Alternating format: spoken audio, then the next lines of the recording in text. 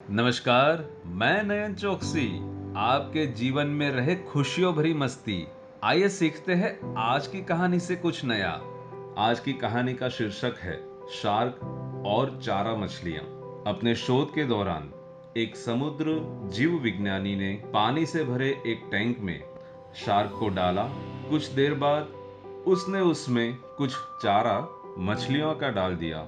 चारा मछलियों को देखकर ही शार्क तुरंत तैरकर उनकी ओर गई और उन पर हमला करके उन्हें खा लिया।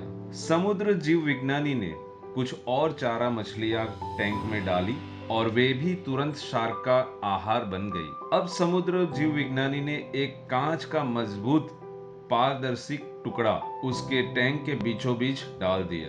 अब टैंक को दो भाग बट चुका था। एक भाग में शार्क थी, दूसरे भाग में कुछ चारा मछलियां का डाला हुआ था। विभाजक पारदर्शी कांच से शार्क चारा मछलियों को देख सकती थी।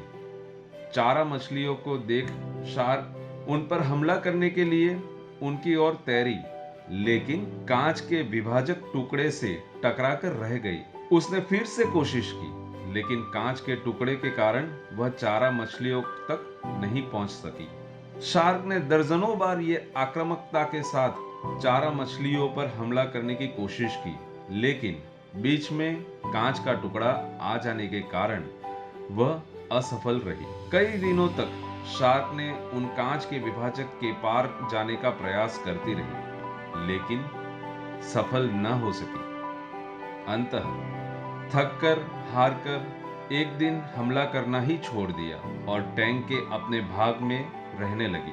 कुछ दिनों बाद समुद्री जीव विज्ञानी ने टैंक से वह कांच का विभाजक हटा दिया, लेकिन शार्क ने कभी उन चारा मछलियों पर हमला नहीं किया, क्योंकि एक काल्पनिक विभाजक उसने दिमाग में बस चुका था और उसने सोच लिया था कि वह उसे पार नहीं कर सकती। क्या सीखने को मिलता है ये कहानी से? जीवन में सफलता का सामना करते करते कई बार हम अंदर से टूट जाते हैं और हार मान लेते हैं। हम सोचते हैं कि अब चाहे कितनी भी कोशिश कर ले, असफलता हासिल करना नामुमकिन है, और उसके बाद हम कभी कोशिश ही नहीं करते, जबकि सफलता प्राप्ति के लिए प्रयास आवश्यक है। परिस्थितियां बदलती रहती है, इसलिए अतीत की असफलता को दिमाग पर हावी न होने दें और पूरी लगन से फिर से मेहनत करके सफलता आपके कदम चूमेगी। दोस्तों, कहते हैं कि कर भला तो हो भला। तो इसी बात को ध्यान में रखते हुए अगर आपको ये हमारी कहानी पसंद आई तो इसे ज़्यादा से ज़्यादा फॉरवर्ड कीजिए और हमारी ये चैनल को सब्सक्राइब कीजिए। शुक्रिया।